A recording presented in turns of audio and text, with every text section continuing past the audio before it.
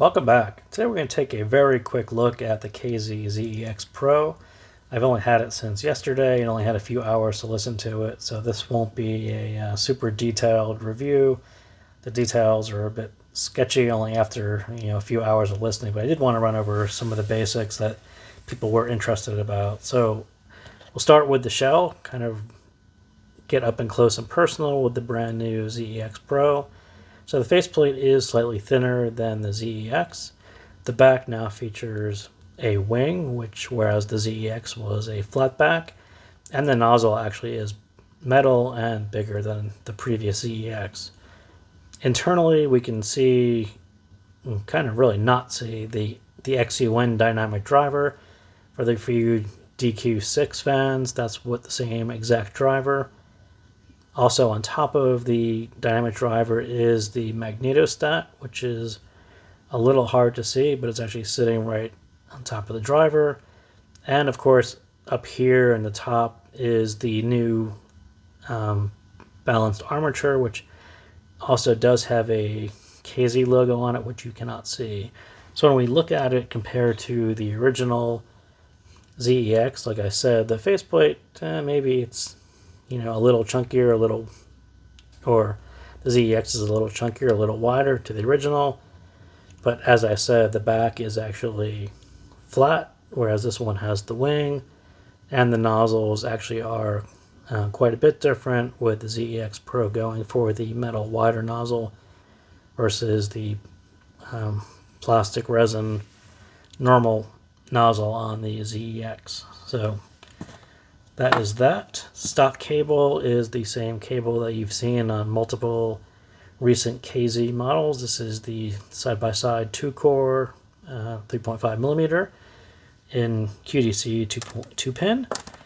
And the packaging itself, this is the KZ ZEX packaging in full color. This is the KZ ZEX Pro in the black and white treatment. Not sure if that's an upgrade, but it is what it is. So that is the packaging. The rest of it, I think, is actually pretty much identical. So I'll move these out of the way. So when we talk about ZEX Pro and when it was first announced, and I think the majority of people assumed that it was going to be some slight variation of the ZEX, the original ZEX, as you see in green. Very much a reduced base level, almost neutral-ish, with this little hump here. Kind of come in sharp to the mids, kind of bring in just enough bass into the mids to keep them a little warm, and then kind of rise off and extend into the treble, where you kind of meet up with the magnetostat out here. So I think people's general thought was, if the dynamic driver was handling this much, hopefully we would have the balanced armature come in here and then really smooth out this transition from the mids through the upper range, beef it up with more detail and smooth it out, and all those things that were going to be the Pro version, and really make a very nicer sounding ZEX. So what we got, not exactly that. So the ZEX Pro, you can see from the blue line, is quite a different sound signature. And I would say that they're really two different IAMs completely. I wouldn't, if I was enjoying my ZEX, I would continue to enjoy it. If I was trying to decide between the two, definitely take a look at the whole bass to mid transition and which one really suits your preferences, because I think they are quite different. And even how they handle the upper range, the Pro is definitely a more neutral style, and the ZEX resembles more of a traditional ZEX or traditional KZ sound signature. So, I think the Pro is quite a bit different than what people were assuming it was going to be, and I think that's going to be very good for people who buy the Pro. People who own the ZEX will, I think, have to continue enjoying their ZEX for the time being until there is a Pro X V2, whatever the next revision of the ZEX in this sound signature is going to be. So the next question is, where did the ZEX Pro sound signature come from? it's kind of odd for KZ to introduce sort of a harmonish-ish frequency response graph and then kind of a neutral-ish over here. So I think that is kind of odd, and I think the closest relative is probably KZ DQ6, at least base-wise. I think the two resemble each other. Clearly the Pro kind of leaned it out a little bit. It's a bit less fun, but if you consider the DQ6 a little bloated, I think you'll enjoy the Pro more. But, generally it's kind of similar, and then it goes pretty off, whereas the DQ6 goes into more traditional KZ V-shape territory.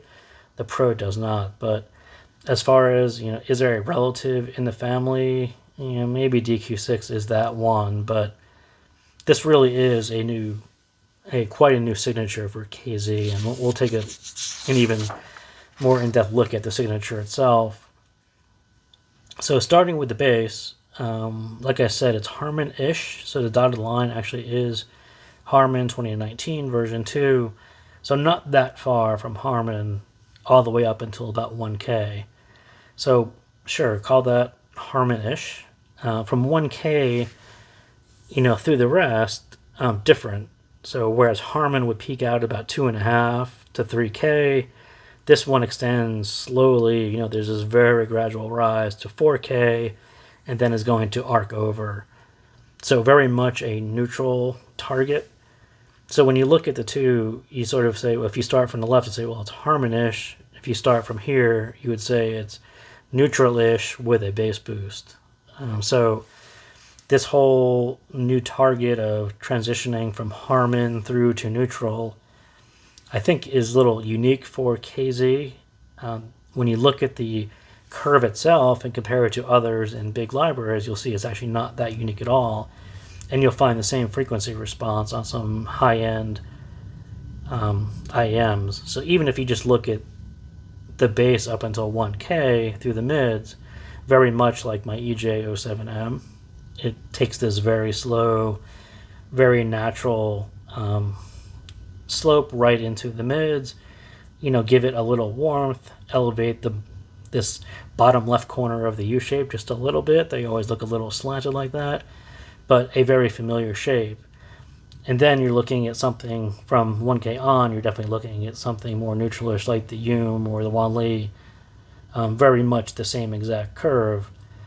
So, they didn't necessarily reach back into the KZ library of sound signatures, but this is a very familiar sound signature for people who are into, sets slightly above the budget level. So at the 100 plus level, I think you'll find this more common. So yeah, it's very, very special, very unique to see KZ putting out a $30 model with a very refined, very nice, well-tuned IEM. So yeah, so the question does become, where did this come from? Why was KZ hiding this for so long, and why did they wait for the ZEX Pro after doing the NRA, the ZEX, and now we have the Pro? This is basically the third version of similar hardware, yet this is almost entirely different than the previous two. So a little mysterious, I will admit, but let's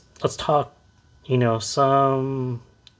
little bit of detail, because I think when I get down into it, I think my memory on some of these things will be not as good as it should be, and I don't want to misspeak on too much of it. But base level, it's, like I said, it's in that ballpark of DQ6. So DQ6 probably a little more slammy, a little more fun, but as far as extension and remaining a little more natural than KZ's typical boomy bass, like if for those of you who had the ZAS, this is not ZAS.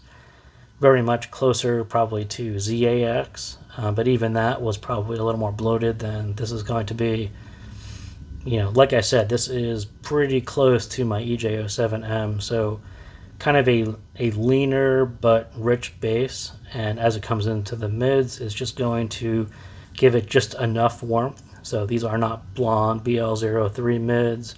They're probably not even They're not definitely not ZAS mids, but think about cleaner mids, probably leaner mids if you're used to a blonde BL03. Definitely leaner. It's just enough note weight to give it a lot of definition, a lot of richness, a lot of texture. So yeah, very much a refined sound signature where you're not going to find a whole lot of bloat here at all. So quite a bit different than previous KZ models, but if you're used to more expensive models, this is going to feel quite similar.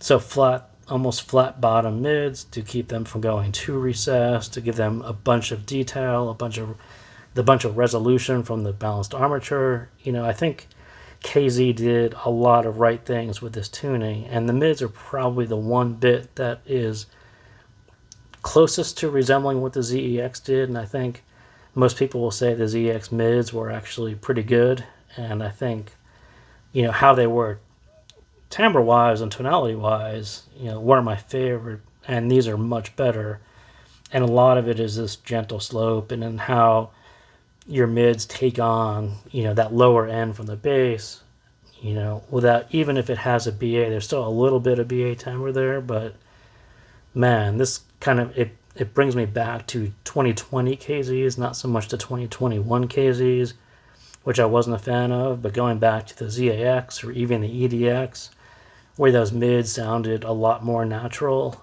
that's where we are with ZEX Pro, and probably even a DQ6 as well. So I always think of 2020 KZs as that more natural, better vocals. Those are my favorite KZ models compared to the ones this year. So slightly less bass, very nice mids. And then this whole upper range is where it gets a bit foggy. And I only say that because KZ really smoothed this out to 4K. So you're not going to get that early rise, that steep rise, that harsh, sibilant,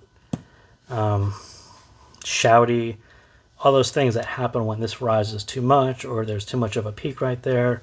You can see how gentle this is, how it's even below Harman 2019, but it really falls right on the neutral curve as well. So very nice, very smoothed out. And then even from 4 to 8 or 7 or so, this downslope, for those of you like me who have problems with like 4.7, a peak right there, like our friend DQ6, this little peak right here, that hits some people in the wrong spot in their ears. This whole downslope, very nice. And then upslope up into 8K, so some of that will be from my coupler, some of that won't be not. But this is kind of where I got stuck on the treble. There's something here that hits my ear in a weird spot. So raising the volume up a lot starts to fatigue me, and I would always drop it back down. And this is a lot of dance music, some of those higher end sounds, even a snare drum. There's certain sounds that hit this spot that didn't really agree with my ear, but turn it down a little bit, move on to the next track, and then it was fine. But it's very much my ear as opposed to something wrong with this kind of amazing tuning. So do take that into consideration, that there will be a couple peaks here, but I think generally it's actually quite smooth. So this 8K probably drops down straight into this 10K, 11K notch. This is about 16K. And again, for those of you who are fans of stage on a DQ6, you'll remember this notch right here.